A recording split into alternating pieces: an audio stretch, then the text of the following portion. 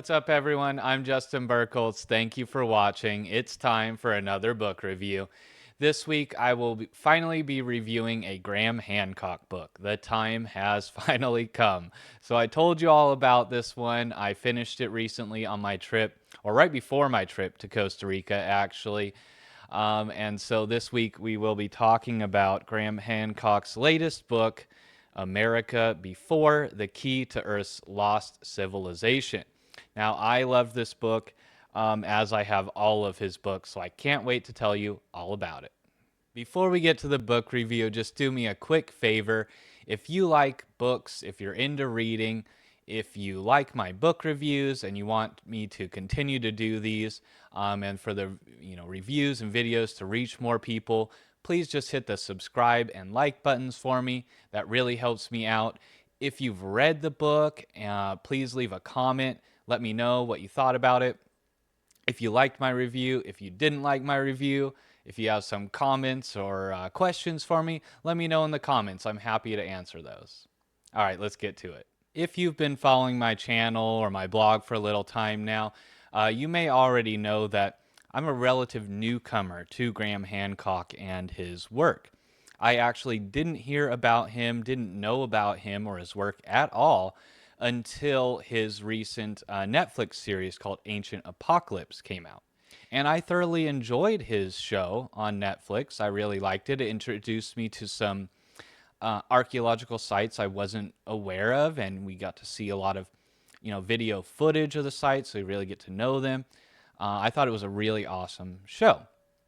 But I had a lot of lingering questions because it's a documentary. It can't get into all of the nuance and scientific detail, etc. So I decided I wanted to read some of Graham's books. Well, uh, I've now read all of these, so that's a few thousand pages of Graham's work here. And I want to review his other books as well, but since this one, America Before, I had finished most recently, I wanted to go ahead and tackle this one first while it's fresh in my mind.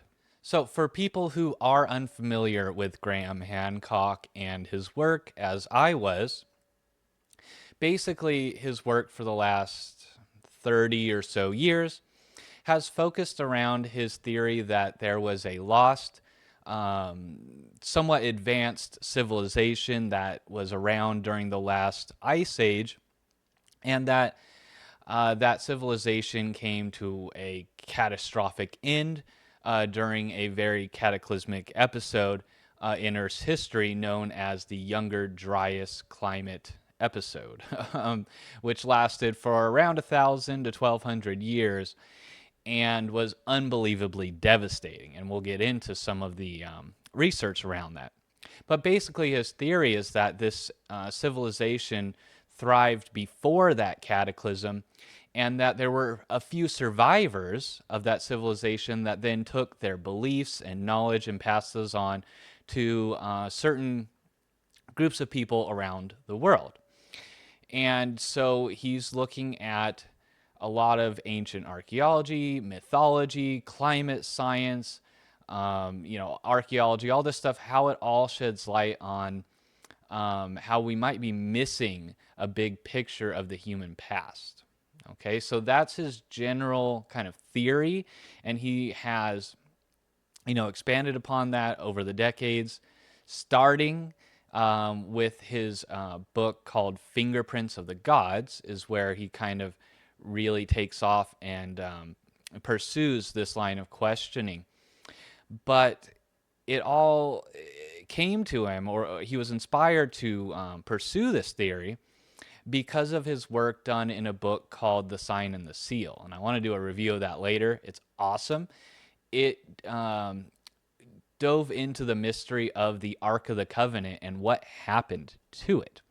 And while he was researching that, he had to look into the person of Moses and ancient Egypt, because that's where Moses came from, and that's where the whole story of the Ark begins.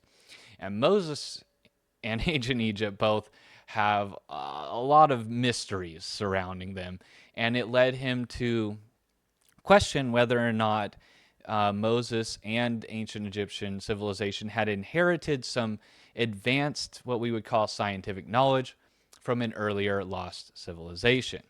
He took that research and then ended up writing all of these books: Fingerprints of the Gods, Magicians of the Gods, Underworld, and America Before. All follow that line of questioning and all present a ton of data and evidence to support his theory. All right, so that's just a little bit about the author, Graham. If you want to get a nice introduction to his work and his theory, I definitely recommend checking out his Netflix series, Ancient Apocalypse. However, it's a documentary series and it's very limited in the amount of nuance and data and evidence that it can, show to people in that limited time frame. So if you really want to get into the nitty gritty, if you want to know all the details, all the science, and just learn a lot about human history and all kinds of different scientific disciplines, I highly recommend actually reading his books.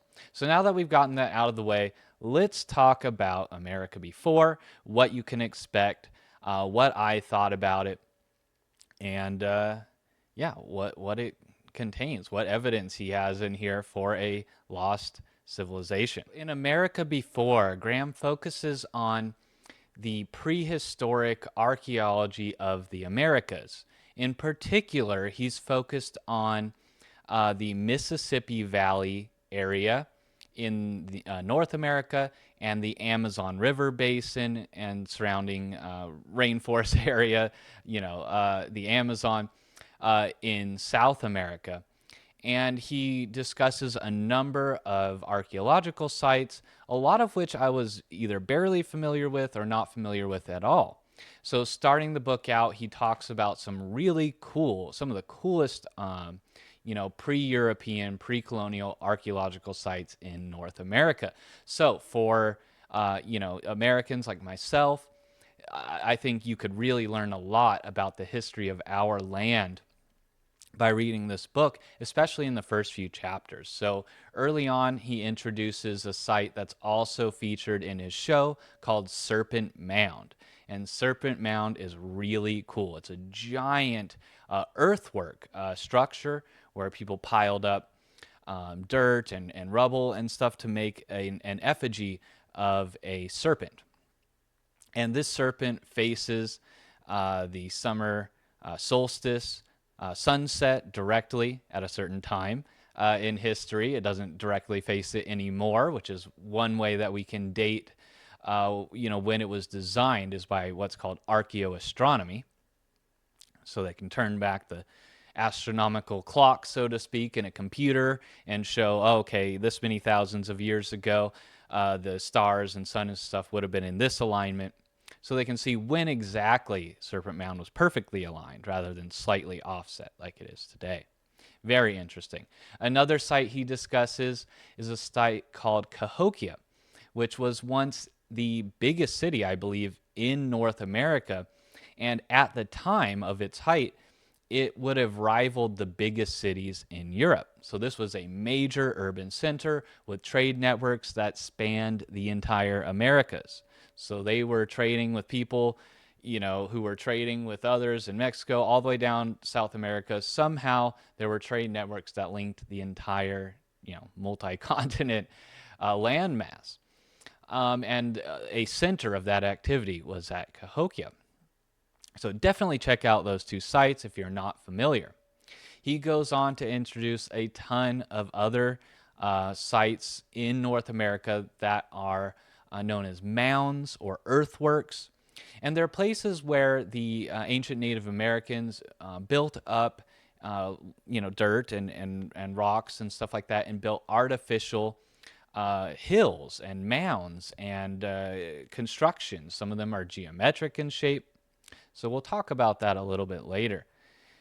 But I thought it was really valuable, and I learned a ton about the ancient history of my own, land where I live. I wasn't familiar with many of these sites, and the kind of history we're told about Native Americans is that they were, rather primitive hunter-gatherers. There weren't big cities here. They didn't have sophisticated, art, astronomy or science or anything like that. And basically, Graham is presenting an opposite picture here. He's saying that, before Europeans came here, before smallpox and other diseases, along with slavery and, mass murder and everything that happened with colonialization, there were really serious civilizations here. In the so-called New World, which might actually be even older than most of the sites in the Old World. So he discusses a lot of the first few chapters of the book about the theories of when the Americas were first peopled by human beings. For a long time, very long time, there was a doctrine that the Clovis people were the first ones in America about 13,000 years ago, and there were no human beings here before that. Anyone who went against that was ridiculed. Their funding was pulled. Their papers were, rejected, etc. They faced a lot of ridicule. If they dared to say, oh, I found evidence of humans being in America more than 13,000 years ago. Well, luckily, that paradigm has shifted because there's been so much evidence to disprove that theory. Graham actually presents evidence that there were human beings in California, where I live, as long as 130,000 years ago. Okay, so we're talking tenfold increase in the timeline of human beings being in the Americas. Rather than 13,000 years, they've been here for 130,000 years, which gave them approximately 117,000 years to develop civilizations here before the climate cataclysm of the Younger Dryas wiped most of them out. Not only is there evidence that human beings were here in the Americas a very, very long time ago, there's also evidence that there was a vast network of major urban centers and cities in the Amazon before Europeans arrived. And so some of the evidence that Graham presents is the initial accounts of Spaniards, the very first people to actually cross South America by the Amazon River, and their personal accounts of what they saw. And he talks about some archaeology that's been done recently, some LiDAR work that's been done recently. And so we do know that there were vast, vast cities in the Amazon on a scale that most people still can't quite comprehend.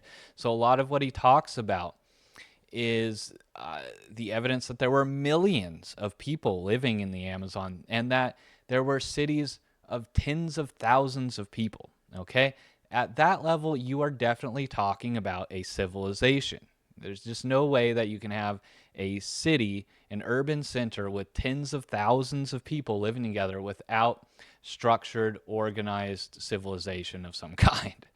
Okay, so there was lost civilizations in the Amazon. There were lost civilizations in North America, because by the time archaeologists got to these places, they'd been abandoned for a long time. Sometimes they'd grown over, especially in the Amazon. With it being so lush there, these places just get covered over very quickly. And it's almost impenetrable jungle full of all kinds of poisonous snakes and insects and plants and other things. It's very hard to do archaeology in the Amazon.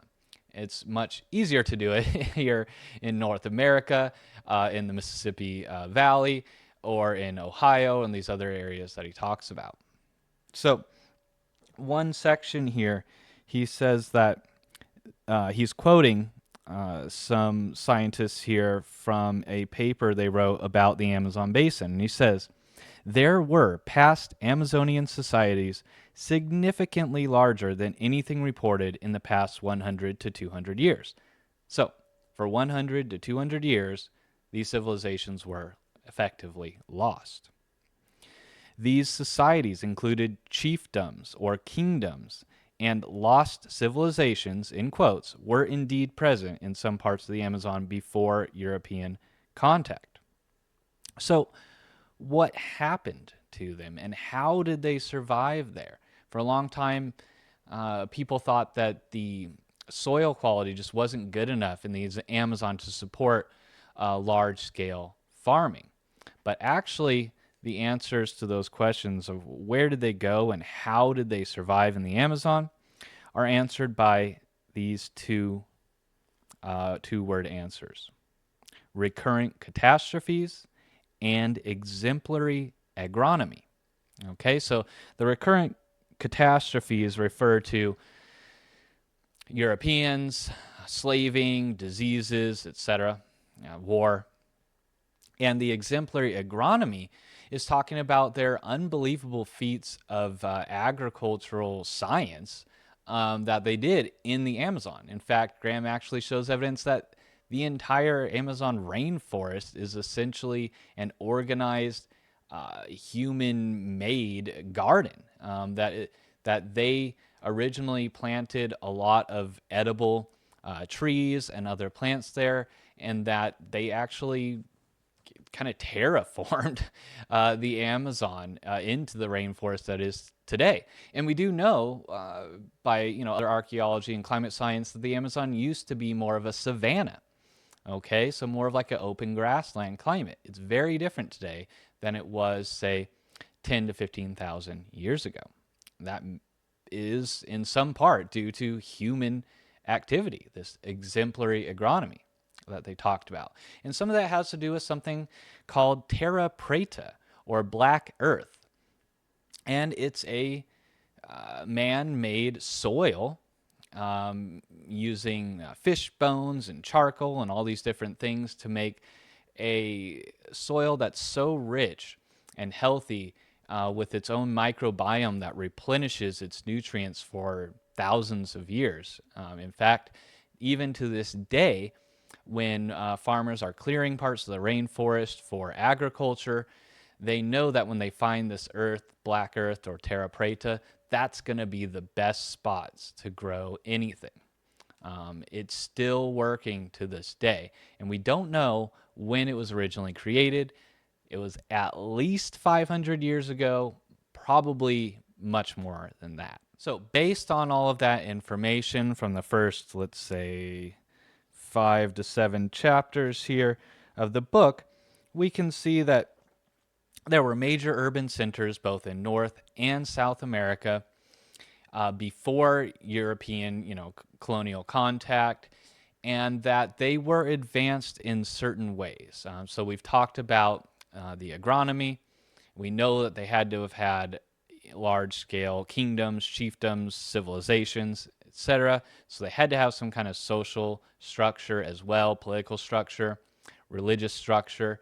And we can actually see some of that in the archaeological sites that are left behind.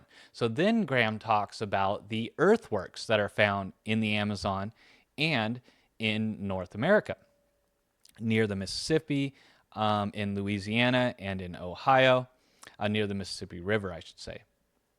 These earthworks are very interesting, and Graham shows that a lot of them are aligned to specific astronomical moments. So solar alignments like solstices and equinoxes, and lunar alignments like lunar standstills and other astronomical events that require a lot of time and nuanced observation of the movements of the heavens to even notice, let alone to plot giant earthworks on the ground that specifically align to these things. So just to show you a little bit of how complicated and complex these structures were, take a look at this diagram here. Oops. Can you see that one? So it shows all the lunar alignments of this circle plus octagon structure. It's absolutely amazing. Every corner is aligned to some sort of lunar moment, either a minimum moon set, a maximum moon set, minimum moon rise, maximum moon rise, etc. And these geometrical earthworks, they're enormous. These cover multiple acres. They are usually made by digging a trench and then building a earthen wall. So these are like artificial hills that are created, and there's tons of them in North America, and there's a lot of them in the Amazon as well. And they share a lot of similarities, the astronomical alignments being one of them. They also share certain geometrical similarities as well that Graham thinks may come from a shared historic usage of visionary plants, what we would call plant medicine today, or shamanic practice. We know that there are direct connections between the use of ayahuasca and geometric visualization and spiritual beliefs. It's a little too complex for me to get into all of the specifics of geometrical spirituality, but it's super interesting, and Graham talks about it here in the book. One of the really interesting points that Graham discusses in the book is the fact that these earthwork projects, these mounds, these Stonehenge type stone monuments and other things, they were being built for thousands and thousands of years. So you can go back in North America and see that this mound building process started as early as, let's see, 3700 BC. And then it stopped for about 1,000 years. From 2700 BC to around 1700 BC, there was not a single mound built. For 1,000 years, this cultural phenomenon disappeared, and then it reappeared mysteriously.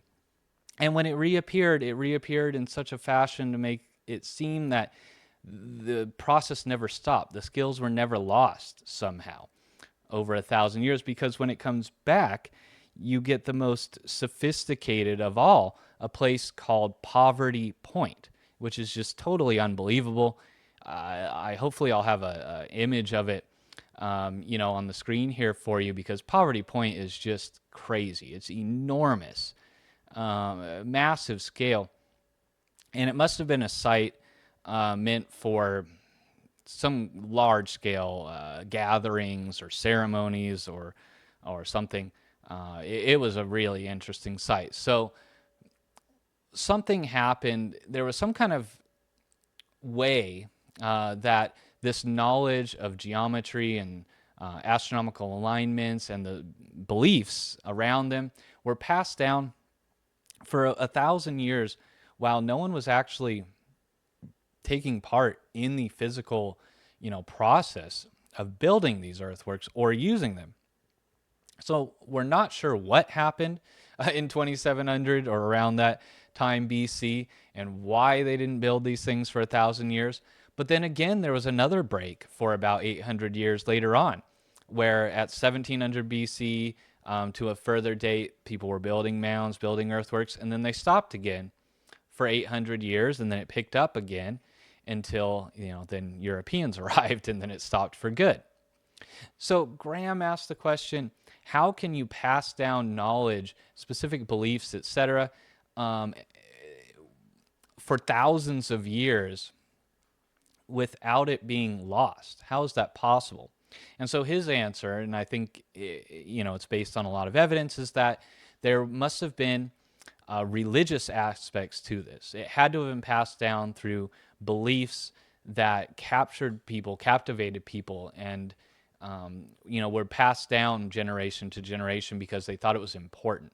So we'll come back to what those beliefs might be soon. So we have discussed astronomy, geometry, and I've already stated that those both had to have been wrapped up in some sort of religion or spiritual tradition.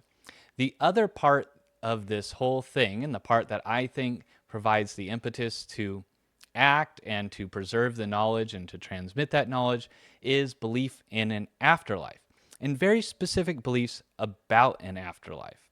In fact, Graham shows that there are a lot of similarities between afterlife beliefs in Native American, Mississippi Valley cultures and ancient Egyptian culture. And he discusses all of those similarities, which are quite striking.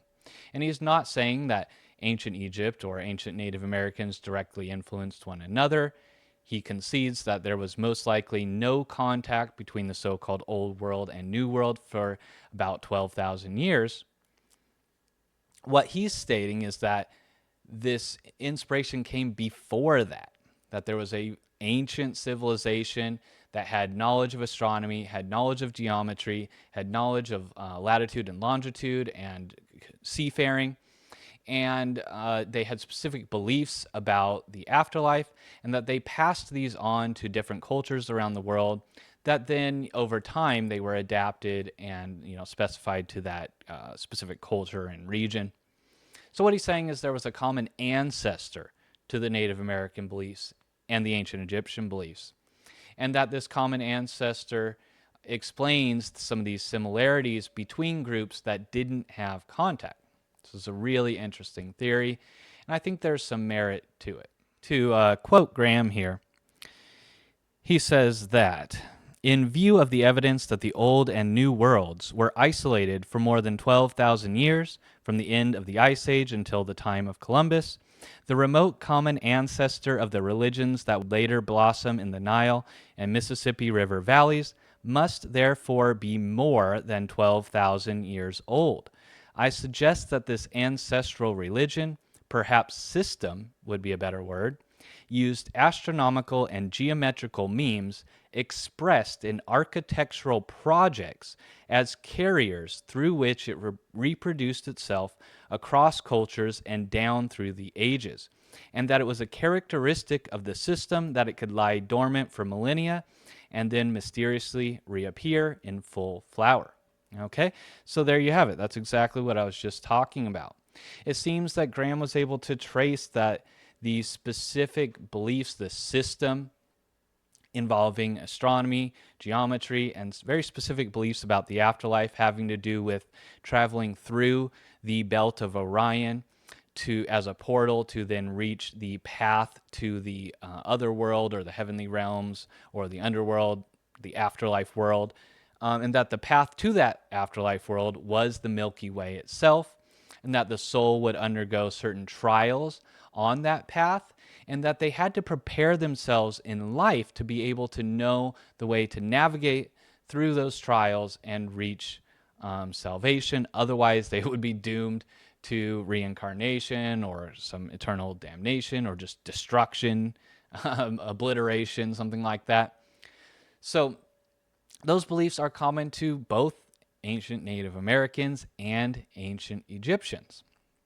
Very interesting, right? And they're very specific. There's more specifics, but like Graham says, there are certain differences that, and just the archaeological evidence that they didn't have any contact. So it's very unlikely that they were directly influencing each other. It's much more likely that they were directly influenced by some much more ancient, lost common ancestor. Okay, so how do you create such a system that ensures that certain beliefs will be passed down from generation to generation without being altered, that will inspire people to undertake massive projects, architectural projects, and mound building and earth shaping projects? How do you get people, how do you motivate them to actually do all of this? And I think Graham has a really great answer to this question. Okay, so this comes from his chapter on astronomy and geometry in the afterlife. And he asks the question, why were the peoples of the Mississippi Valley willing to expend such great quantities of treasure and energy on the creation of spectacular sites such as Moundville, Cahokia, and the Newark earthworks? And why did they take such care to imbue every one of them with intense geometrical characteristics, and to ensure that each in its own way resembled and formed intimate connections with the sky? He says it's for the same reason given in the ancient Egyptian funerary texts. The belief that if the sky, or some hidden or secret aspect of it, were not copied on the ground, and in some way explored, navigated, and known prior to death, then those souls who failed to do this necessary work, and thus were not equipped with knowledge of the secret representations, would be condemned to destruction. So, how do you create a system that passes down strange knowledge to groups of people who wouldn't have any direct use for this kind of knowledge, astronomy and geometry and so on? How do you get them to do that? How do you get them to build these crazy structures like the pyramids and these earthworks? Well, you motivate them by saying that, hey, if you don't do this stuff and then you die, you're not going to make it to heaven. You're not going to make it to the promised glorious afterlife. You have to do this project during life. You have to know how to navigate the path to the heavenly realms, or you won't make it. Right? So this is a really great answer to that question of how do you get people to do this, and how exactly would this work? Well, if you're familiar at all with initiatory systems or esoteric spiritual traditions, you may know that in a lot of cases, human beings have found ways to hand down knowledge to specific peoples and keep it uncorrupted for very long periods of time. Now, we know this has happened for thousands of years. It's possible that it could have been going on for tens of thousands of years. Documents just kind of disappear over that time frame. They just turn to dust, basically, unless they're carved into stone. And so that's why we have stone monuments, the earliest, and earthwork monuments, but we don't have, papyri or other texts. So I think Graham's answer to this question is that there were secret initiatory societies that involved possibly the use of visionary substances like ayahuasca, and that they were transmitting these ideas, this knowledge from generation to generation, even when they weren't in the process of acting out the sky ground, architectural projects. They were still passing that information down in these initiatory societies. And in fact, I believe that this still continues to this day. I am convinced that the knowledge that the Freemasons and Knights Templar have been passing down through their initiatory societies, the sacred geometry as we know it, is this. It's these spiritual beliefs that are related to astronomy and geometry. And I believe that the carrier of that knowledge today, right now, is Freemasonry and Rosicrucianism, Knights Templar, and other initiatory societies. And the last few chapters of the book focus around new science around the Younger Dryas impact hypothesis that wasn't discussed in his previous books. So he's talked about this in his previous books, Magician of the Gods and Underworld, and he discusses in this book, In America Before, just the continuation of that work that's been done. Specifically, he talks about some very interesting sites in North America known as the Carolina Bays and the Nebraska Rain Basins. These are weird elliptical structures in the earth that it seems were created by a massive impact at the beginning of the Younger Dryas climate episode.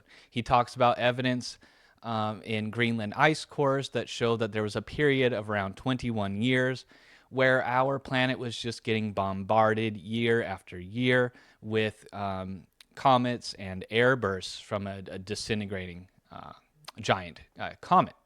And that a lot of these were probably impacting onto the massive ice sheets that covered the Earth at that time. So most of North America, all of Canada was just covered in ice, at this time.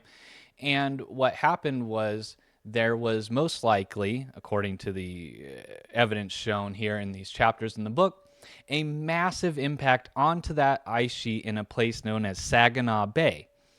And what happened was this impact hit the ice so hard that it caused massive ice boulders to be, scattered up into the air, into the atmosphere, and then those came crashing back down all over the United States, all over North America.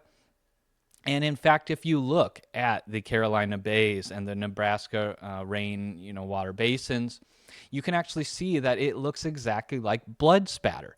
It looks like there was an impact somewhere, and this is secondary ejecta where it landed from that impact. And in fact, people used to think that the Carolina Bays were caused by actual impacts themselves by, space rocks, meteors. And they went down into the middle of them and dug to try and find the rocks that caused them, and they didn't find any. Well, the reason was it wasn't actual impacts there. Impacts in that area wouldn't cause that kind of distribution and angling and everything. Anyways, it was massive blocks of ice that were thrown into the air, came crashing down back to the earth, and then melted, right? So they didn't leave behind much remains, maybe some pebbles and stuff that were inside of them. So this was all very fascinating to me. And he then talks about the further evidence for the massive cataclysms that these impacts caused around the earth. The flooding from the impacts and airbursts onto the ice sheets caused massive flooding that we know disrupted the major ocean currents and caused the cooling episode that we know as the Younger Dryas. We also know that during this time there was a cooling episode.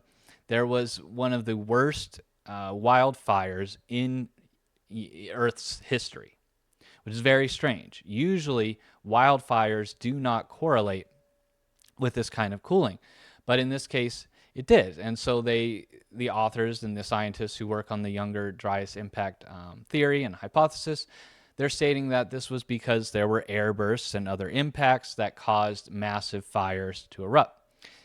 The evidence shows that somewhere around 9 to 10% of the entire biomass on Earth was on fire at one time. Okay, so this is like an entire continent being on fire all at once. Unbelievably destructive. Not only that, they point out that those fires would have disrupted the ozone and caused increased radiation that would have been damaging to plants and animals. It blocked out the sun for a very long period of time, so that trees and other plants died off. All the megafauna in North America went extinct at this time, either from the actual impacts themselves or from the lack of food, because all their food died off at this time. So there were tons of megafauna in North America, and they all disappeared all at this one time. They had been around for millions of years here. They had lived through multiple other ice ages and climate episodes, and all of a sudden they were all wiped out by something that happened around 12,000 years ago. And it kicked off an episode of a mini ice age of its own.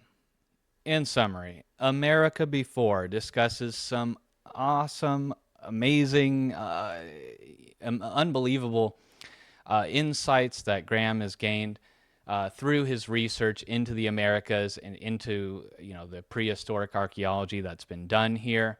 He discusses how this could provide evidence that there was a very ancient lost civilization here. Shows evidence that humans were here for so long that they had plenty of time to develop more than one advanced civilization. We're talking over 100,000 years to develop these here. And he also discusses why there might not be much evidence left of these advanced civilizations. If it did exist here in North America, somewhere either on the coastal regions or in the areas that were just completely and utterly devastated during the Younger Dryas, there just really wouldn't be much evidence left. And in fact, human evidence during that time is pretty scarce. The Clovis culture that we, for a long time thought were the first people in Americas, well, we've only ever found one partial skeleton of a Clovis person. We've found other evidence of their behavior. We found their tools and stone tools and stuff, but only one partial skeleton ever. This is a culture that spanned North America, the entire continent, and thrived here for some hundreds of years. before mysteriously disappearing. So why isn't there more skeletal evidence? Why isn't there more physical evidence of their remains? Why isn't there physical skeletal evidence of a even more ancient lost civilization? Well, if Clovis people aren't even around anymore, those people are probably long gone. Or they're buried so deep that we just have to dig a little deeper. Well, I hope you learned something. I hope you give Graham's work a chance and don't just believe all the negative, propaganda out there against him. If any of that sounds interesting to you, pick up one of his books and actually read it. Now, I will give you a kind of warning here. A lot of his books are very technical. He's discussing a lot of scientific evidence, and it's in very great detail and nuance. He's discussing the opposition points and their arguments, and then his responses and rebuttals to those. This is serious work, okay? I mean, look at these books, right? This is not your, popular alternative history kind of pseudoscience stuff. That's not what's going on in Graham Hancock's work. That's how people like to portray him. I've read those kinds of books and they're fascinating, but that's not this, okay? Graham is on a totally different level, and he is meticulous and thorough with his research. I mean, I have learned so much about climate science, about archaeology, about underwater expeditions and diving through underworld, about archaeoastronomy, geometry, linguistics, genetics. I mean, I could go on that I've learned from reading Graham's books. So there's a lot of valuable info here. It's very fascinating. And he asks some serious questions that mainstream historians and archaeologists try to just avoid or dismiss, but are actual questions that I think we could learn a lot from investigating. And I think that in the future, a lot of Graham's, predictions and speculations will be found to be correct. So I absolutely loved America Before. If you're interested in North American or Amazonian archaeology, this is going to be a great book. If you're interested in the spiritual, traditions and beliefs of ancient Native Americans, this is a great resource for that. If you're interested in the ways that people have aligned architectural structures and monuments to astronomical, phenomena, awesome. So if any of that interests you, I encourage you to pick up a copy of the book. There's a link below, of course, and I really hope you enjoy it. That's it for today. If you liked the video, please hit that like button for me. That really helps me out so the videos, get seen by more people. If you haven't subscribed to my channel already, do that as well. I have new videos coming out just about every week. I do book reviews, but I do a lot of other kinds of stuff as well. And I'll be doing more interviews and podcast episodes coming up soon as well. If you're interested in spirituality or in archaeology or in ancient history, any of that kind of stuff, check out my other videos, my other book reviews. I love all of those topics. I love discussing them. And I like talking about things that are often misunderstood or, because of people's prejudice or biases. And I like taking an open-minded perspective to those topics and just asking, well, what is here that might be valuable? What is here that we can learn from? And then I'm very open about what I have questions about, what I'm skeptical about, right? So I'm not just a hardcore, believer in everything and every story and alternative theory or anything. And I'm not a total cynic or skeptic either. I have a scientific kind of, perspective, but I'm very open to the fact that we don't understand all of the laws of our universe that we live in. And there's a lot of forces and effects and things that we just don't quite understand yet. And I think our spiritual traditions have deeper understandings of some of these phenomenon. and it's worthwhile looking to them for some guidance. All right, well, I hope you enjoyed the video. I'll see you again next week.